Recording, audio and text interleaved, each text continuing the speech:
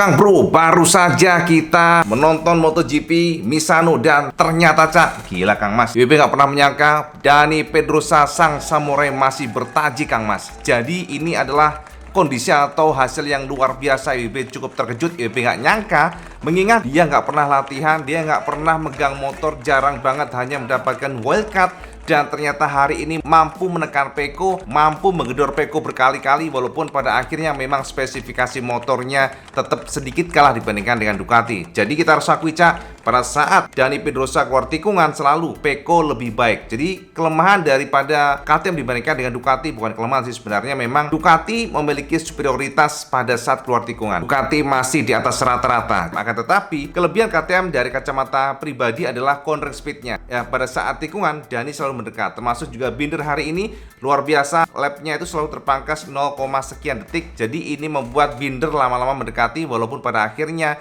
mereka harus menyerah karena waktunya habis. Nah Cak, hari ini bisa kita pastikan bahwa race MotoGP dilakukan di Misano yang pasti dengan kondisi yang cerah ya, jadi dry race pastinya. Dan kalau kita lihat dari humidity atau kelembapan mencapai 63%, dan groundnya suhunya adalah 44 derajat Celcius. Jadi so-so lah Cak ya, nggak terlalu panas juga nggak terlalu dingin. Jadi ini pas untuk para pembalap nge-push motornya. Dan informasi buat sampean hari ini, Jorge Martin menyabet pole position. Dan jika kita perhatikan memang Ducati dominasinya kembali berlanjut Cak. Jadi kalau kita lihat mereka tampil hari ini luar biasa di kandangnya. Setelah Mugello kemarin, pasukan Burgo sukses sapu bersih free practice pertama hingga kualifikasi. Barisan terdepan lewat Jorge Martin, Marco Bezzecchi, dan Pecco Bagnaia. Jadi pabrikan lainnya, Aprilia dan juga KTM sebenarnya tampil kuat sepanjang akhir pekan Cak. Mereka juga konstan berada dalam 5 besar di setiap sesinya. Di sisi lain, Honda dan Yamaha yang biasanya kompetitif selama historinya di sirkuit Misano kali ini sangat kewalahan. Nah, untuk sprint race hari ini dan dilakukan selama 13 lap atau separuh dari full untuk race Sunday-nya. Jadi informasi buat sampean, untuk selepas start ya kita lihat langsung saja bagaimana jalannya race. Selepas start padam, Jorge Martin langsung melesat Cak, memimpin diikuti Pecco Bagnaia, Bezzecchi di belakangnya, dan Dani Pedrosa dan juga Maverick Viñales. Head to head terjadi antara Dani Pedrosa dan Maverick Viñales saat itu. Dan 12 lap setelah itu tidak ada perubahan posisi dalam 5 besar. Namun tidak lama setelah itu Pecco melebar dan Marco Bezzecchi memanfaatkan momen tersebut untuk merebut posisi kedua. Lalu pada 11 lap Marco Bezzecchi mulai mengejar ketertinggalan dari Jorge Martin. Ia juga mulai meninggalkan Pecco. Battle line pun tersaji untuk perebutan posisi ke-6 Cak. Kemudian lap ke-9 Marco Bezzecchi kian dekat dengan Jorge Martin. Sementara itu dia telah membuat gap 2 detik dari Pecco. Di sisi lain Brad Binder mulai mengancam posisi 5 besar dari Maverick Viñales. Kemudian pada 7 laps to go, Pecco Bagnaia mendapatkan tekanan dari Dani Pedrosa. Keduanya hanya terpaut 0,6 detik Cak saat itu. Jadi ini surprise banget ya, WB juga cukup terkejut. Dani mampu melakukan kerjaannya dengan sangat baik.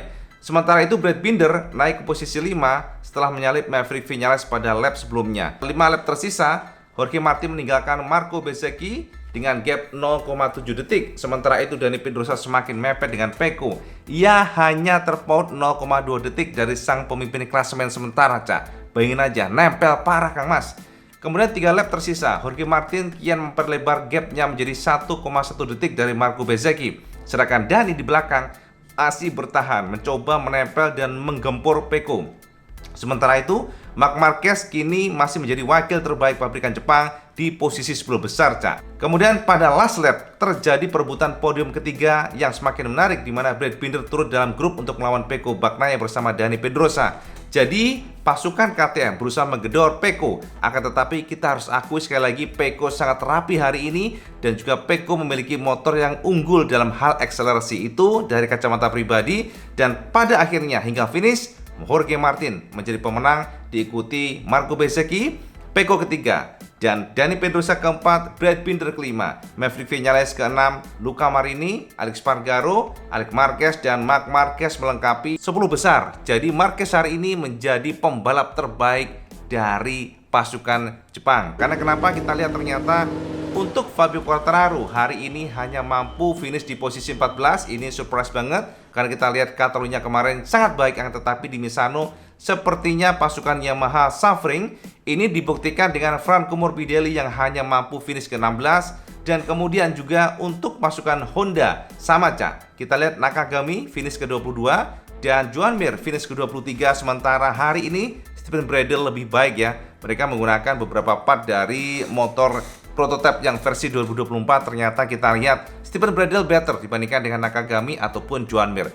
Apakah ini indikasi bagus? Kita nggak tahu, Kang Mas. Dan konfirmasi dari masing-masing pembalap, memang Martin mengatakan happy sekali. Jadi ini adalah sebuah hasil yang memuaskan bagi dia. Sedang mengejar gelarnya, dia akan menantang Pecco. Sementara yang kedua, saat ini kita lihat Bezzecchi. Bezzecchi menyatakan bahwa dia memang cedera. Secara umum dia masih sedikit tidak nyaman fisiknya, tapi dia berusaha tampil sebaik mungkin supaya di Misano bisa membuat para fans MotoGP Misano happy. Dan ketiga adalah Pecco. Pecco ternyata masih mengeluhkan sakit, Cak.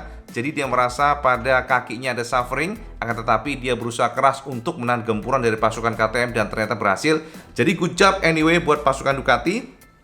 Sekali lagi, Ducati tak terjamah, Cak, di Misano. Dan IWB katakan sangat luar biasa buat Dani Pedrosa, Kang Mas. Jadi kita lihat bahwa Dani hari ini mempertontonkan kualitasnya sebagai rider masa lalu. Sama tahu kan bahwa secara feeling, natural, kalau nggak pernah pegang motor, jarang turun race, itu biasanya akan kendor jauh. Tapi hari ini Dani menunjukkan bahwa dia ternyata walaupun jarang megang motor, jarang turun race, jarang untuk full race seperti ini, tapi Dani Pedrosa menunjukkan kualitasnya. Dia umur 37 ya saat ini. Saya bayangin aja bagaimana dulu umur yang masih muda. Makanya Dani ini sebenarnya dari kecepatan, performanya dia tidak ada yang meragukan, Cak. Cuman memang apes, Kang Mas. Dani ini adalah pembalap yang apes dari sisi yang nggak tahu ya, dalam tanda kutip, dia adalah pembalap yang sangat bagus tapi tidak pernah juara dunia. Itulah Dani Pedrosa. Dan hari ini dibuktikan walaupun dia hanya test rider, dia mampu menampar para juniornya yang pembalap tetapnya ya, kayak Brad Binder pun di belakangnya. Bahkan juga kita tahu Jack Miller apalagi di belakang ya. Hari ini Jack Miller hanya finish di posisi ke-17. Ini artinya memang Dani Pedrosa is so special ya. Jadi KTM luar biasa. Dan Maverick Viñales ya hari ini harus puas di posisi ke-7. Sementara Alex Spargaro juga menyatakan dia ada sedikit problem dengan spinning, Cak ya. Apapun itu, Cak, ini adalah sebuah hasil yang luar biasa bagi para Ducati, termasuk juga luar biasa bagi Dani Pedrosa yang tidak bisa kita tutup mata. Dani adalah masih the best rider. Dan bahkan memang hari ini sebelum race kualifikasi, kita tahu bahwa Marc Marquez tuck in ya, bukan tuck in sih, sorry, towing ya, towing atau membuntuti Dani Pedrosa. Dan ini ada sebuah momen yang luar biasa karena sepertinya Marc Marquez menyatakan terima kasih kepada Dani. Dan Dani orang pembalap kan yang nggak pernah kontroversial ya, dia tidak pernah memiliki kontroversi dan dia adalah orang yang sangat baik dari kacamata pribadi. Makanya Dani hari ini menyatakan ya dia oke-oke aja sih, nggak ada masalah sih mau di tow atau apa, di towing belakangnya diikuti Marquez, dia nggak ada masalah. Ini dikonfirmasi dari Dani bahwa dia merasa happy. Dia juga merasa dengan saat ini. Jadi teman-teman semua tahu ya, kemarin Wibi sudah bahas mengenai sasis terbaru dari KTM dan sepertinya bekerja sangat baik hari ini. Sasis tersebut adalah sasis dari karbon. Jadi teman-teman kan semuanya tahu ya, kemarin Wibi sudah share kesampaian bahwa ternyata KTM memang sedang jajal sasis karbon. Sepertinya secara feedback ini adalah good sign, tanda bagus ya buat pasukan KTM. Kita tahu bahwa untuk frame dan juga suspension itu disuplai oleh WP Suspension. Jadi beda banget dengan pasukan lainnya, Cak. Jadi kalau pabrikan Eropa yang lain kan ataupun Jepang semuanya menggunakan sasis yang berbeda, sasis yang in-house. Ada yang menggunakan Kalex, bahkan juga ada yang menggunakan in-house pula. Tapi kalau kita lihat rumornya Ducati pun menggunakan Kalex. Jadi semuanya memang disuplai, termasuk suspensi menggunakan Öhlins. Akan tetapi KTM saja menggunakan WP, suspensinya WP, frame-nya pun dibuat oleh WP. Jadi sampean harus tahu bahwa dalam satu payung tersebut semuanya rata-rata adalah in-house-nya dari KTM. Karena kenapa?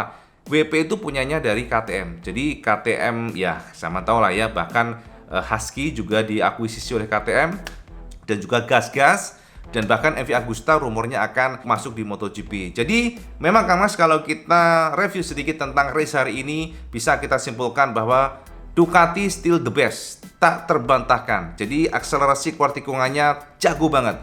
Termasuk juga kita lihat tadi bagaimana Pecco yang melakukan hard braking.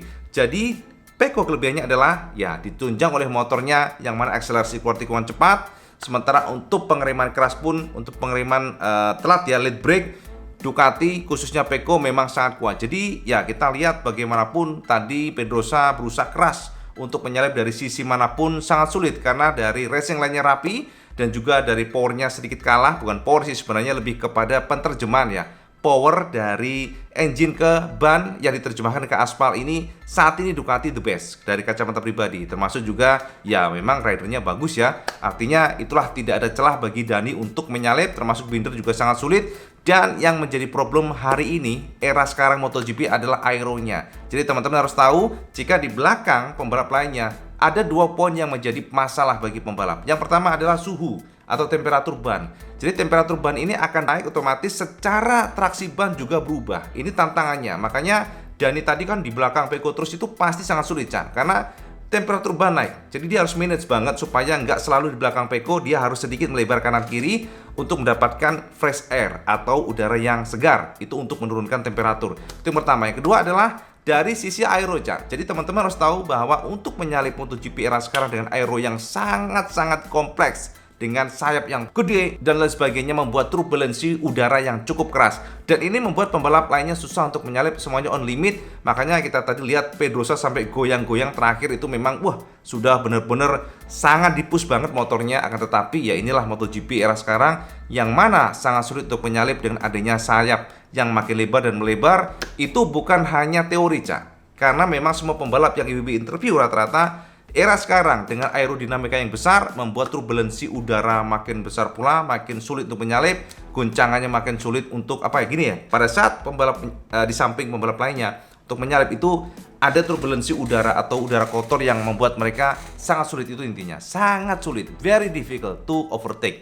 Itu era sekarang. Makanya ya itu tadilah ya, kita lihat dari bagaimana KTM yang berusaha keras dan ternyata tetap the best saat ini adalah Ducati. Jorge Martin, selamat buat Martin dan juga teman-teman semuanya. Pasti tahu tadi bagaimana Bezzecchi yang sempat untuk mendekat akan tetapi melakukan kesalahan, dan secara suhu bannya sudah naik banget dan pastinya traksinya juga sudah mengendor karena tergerus ya untuk karetnya, sehingga pada akhirnya dia harus posisi kedua. Dan ketiga Peko juga luar biasa dengan kondisi yang kaki ya rada pincang-pincang gitu masih bisa ketiga, itu hebat banget.